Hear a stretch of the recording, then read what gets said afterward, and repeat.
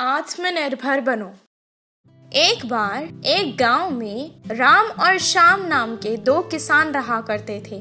दोनों अच्छे मित्र थे, इसीलिए उनके खेत भी साथ थे।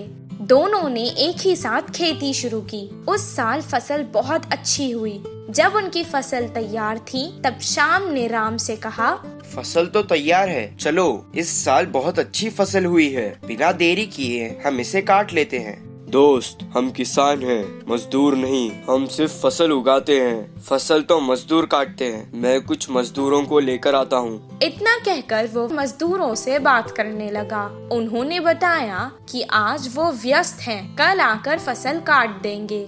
अगले दिन भी उन्हें कुछ काम आ गया और वो वहाँ चले गए। श्याम अब और वक्त इंतजार नहीं करना चाहता था, इसीलिए उसने अपनी पत्नी और बेटे की मदद से सारी फसल काट ली। ऐसे ही कुछ दिन बीत गए और राम की फसल अभी तक नहीं कटी थी, इसीलिए वो चिड़ियों का खाना बन गई। कुछ दिन बाद राम अपने रिश्तेदारों से फसल काटने के लिए मदद मांगने गया, पर वो भी अपने कामों में व्यस्त थे। कुछ दिन ऐसे ही गुजर गए। अभी तक राम की फसल नहीं कटी थी। पककर फसल के सभी दाने जमीन पर गिरने लगे। एक दिन अचानक आसमान में काले बादल छा गए। ऐसा लग रहा था कि बारिश होने वाली है। श्याम ने अपनी फसल को थैलों में भरकर घर वापस आ गया। राम अब तंग हो गया था। वो अपने परिवार को लेकर फसल काटने आ गया, पर बहुत देर हो चुकी थी। बहुत जोर से बारिश शुरू हो गई थी। सारी फसल बारिश में भीगकर नष्ट हो चुकी थी। मैंने ही अपनी फसल खराब की है। इस साल इतनी अच्छी फसल हुई थी, पर मैंने इसका लाभ नहीं उठाया। अगर मैं किसी और के ऊपर निर्भर नहीं रहता और खुद मेहनत करता, तो आज मुझे पछताना नहीं पड़ता। अपनी फसल को नष्ट होता देखकर वो बहुत ज्यादा दुखी हो गया। इस कहानी से हमें ये शिक्षा मिलती है कि अपना काम खुद करना चाहिए। बाज और कौवे की कहानी। एक जंगल में नदी के किनारे एक बड़ा बरगद का पेड़ था। उस पेड़ पे कौवे की जोड़ी रहते थे। उनमें स्त्री कौवा तो धीमे स्वभाव की थी, पर पुरुष कौवा तो बहुत मूर्ख था। एक दिन उसे सुंदर से हंस की तरह बदलकर नदी में आराम से घूमने की इच्छा जागी। ना ना, वो आपके लिए सही नहीं, मेरी बात सुनिए, बोल के स्त्री कौवा कितना बोलने पर भी ना सुनते हुए हंस की तरह रंग बदलकर नदी में घूमने के लिए सारे प्रयास कर लिया।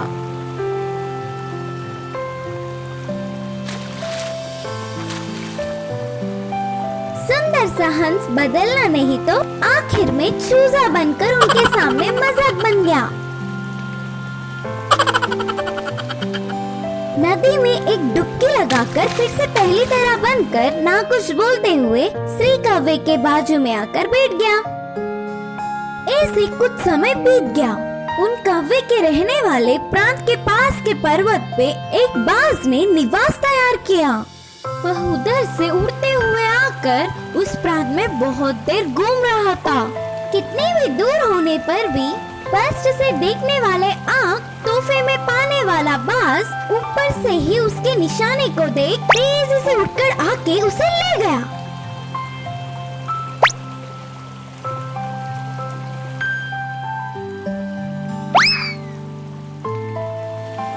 उस बाज के कामों को रोज कौवे देखते थे। मेरे सामने वो बाज कुछ महान नहीं, हवा में उड़ना, तुरंत देखना, आसानी से जकड़ लेना, उसके सारे काम मैं आसानी से कर लूंगी, कहा पुरुष कौवे ने। उसके काम वो कर लेगा, हमारा काम हम कर लेंगे, बस अभी मूर्ख मत बनो, कहा स्त्री कौवे ने। फिर भी कम से कम इस बार तो वो क्या चीज है का प्रणाम देने के लिए निर्णय किया। एक दिन बाज आसमान में उड़ते समय फसलों में से एक खरगोश का बच्चा बाहर आया। उसे बाज ने देखा। यह देखकर पुरुष कौवा स्त्री कौवे की बात ना सुनते हुए तेजी से उड़ते हुए गया। इतने में ही उससे भी तेजी से बाज आकर उस खरगोश को ले गया। अब कौवा उदास होकर पेड़ पे बैठ के गुस्से से सोचा, मेरे खाने को हड़पने वाले कोई महान आऊंगा। अब बोल के कोई फायदा नहीं करके श्री कौवा चुप रह गया। अगले दिन ही बिल में से बाहर आई हुई चूहे को कौवे ने देखा। अब देर न करते हुए तेजी से नीचे कूदा। बिल्कुल बाज की तरह उसकी नाखूनों से चूहों को पकड़ने की प्रयास किया। इतने में चूहा कौवे को देख होशियारी से बच गया।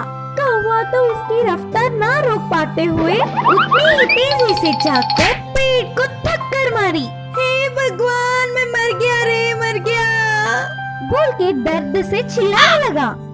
तभी वहाँ बाज आकर, शिकार करना उतना आसान नहीं, अब से मेरी तरह करने का प्रयास मत करना, यह तुम्हारे सेहत के लिए ठीक नहीं। इस कहानी से हम यह सीखते हैं कि हमें कभी भी किसी की नकल नहीं करना चाहिए, बल्कि ईश्वर की दी हुई सामर्थ्यों से खुश रहना चाहिए। हिरन और मगरमच्छ की कहानी। एक जंगल में बड़ा नदी था। उस नदी में एक मगरमच्छ हमेशा घूमता रहता था। उधर पानी पीने आई हुई हर एक जानवर को वो मगरमच्छ पानी में खींच लेता था। आगे आगे उस मगरमच्छ के बारे में जानकर उधर कोई भी नहीं आता था। तब से वो मगरमच्छ कोई मेरे हाथों में आ जाए और मेरा भोजन बन जाए करके राह देखता था। एक दिन ये सब ना जानते हुए एक हिरन नदी के पास आकर धीरे से पानी पीने लगी। दूर से ही हिरन को देख मगरमच्छ उसे किसी भी तरह खाने का निर्णय करके पानी में जाकर धीरे से हिरन के पास आकर एकदम से उसके पैर को जकड़ लिया। हिरन के लिए ये अनहोनी होने के कारण ना कुछ समझते हुए तुरंत रोना या चिल्लाना छोड़कर हंसने लगी। पागल हिरन, मरते हुए क्यों हंस रहे हो? बोला मगरमच्छ ने। मगरमच्छ मामू, पागल मैं हूँ या तुम? तुमने मेरे पैर समझकर लकड़ी को काट रहे हो, फिर हंसो नहीं तो और क्या करूँ? बोलकर हिरन फिर से हंस रहा था। हिरन के हंसने से मगरमच्छ का अहंकार टूटा। उसने लकड़ी को ही पकड़ा होगा करके भ्रम में हिरन के पैर को छोड़ दिया। किनारे पहुंचकर हिरन करके सांस लेके उधर से दौड़ निकली। फिर उधर किसी लकड़ी ना होने के कारण हिरन ने उसे धोखा देकर चली गई। जानकर मगरमच्छ गुस्सा हो गया। ऊपर से अच्छा स्वादिष्ट आहार थोड़े में ही खोने से दुखी हुआ। अगले दिन नदी के पास पानी पीने सियाड़ आया। तो वो सियाड़ और मगरमच्छ बहुत अच्छे दोस्त थे। उदास मगरमच्छ को देख सियाड़ ने ऐसे पूछा, क्या हुआ दोस्त, कुछ परेशानी में हो लगता है। हिरन ने उसे धोखा देकर कैसे भाग निकली, यह पूरी बात बोलकर मगरमच्छ रोने लगा। अरे रे, ऐसा हुआ है तो तुम्हारा दुखी होना ठीक ही है, लेकिन तुम्हारा दोस्त मैं हूँ। अरे भूल गया क्या? अबे जाकर उस हिरन को बहला फुसलाकर इधर ले आऊंगा, दावत मना लेना। बोल के हिरन आते समय मगरमच्छ करने का उसको कान में एक उपाय बोलकर चला गया सियाड़। अब एक जगह पर हिरन को सियाड़ ने पकड़ लिया। हिरन मित्र, किसी चीज के लिए ढूंढ रहे हो लगता है। अच्छा, हरा घास बहुत खा चुका, ऊपर से गर्मी के मौसम से प्यास सह नहीं पा रही हूँ, कहीं तो पानी का पूल दिखेगा करके ढूंढ रही हूँ। बड़े अच्छे हो तुम, हमारे पास में ही एक अच्छा नदी है ना। नाना, उस नदी में मगरमच्छ है। अच्छा सच? तो वो कल की बात है, अब वो मर गया। मैं सुबह ही नदी के पास गया, वह किनारे पड़ा था मर के, देखा और आराम से पानी पिया।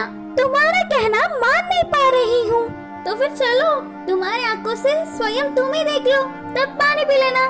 बोल के हिरन को उसके साथ ले गया सियाड़। हिरन ने दूर से देखा, सच में मगरमच्छ मरा पड़ा दिखा। दूसरी बार निर्धारित करने के लिए थोड़ी पास गई, उसमें हलचल ही नहीं था, फिर भी संदेह नहीं गया। हिरन ने उसकी बुद्धि का उपयोग कर कहा, अगर मगरमच्छ मरता तो उसके मुंह से उफ उफ करके आवाज निकलती है ना।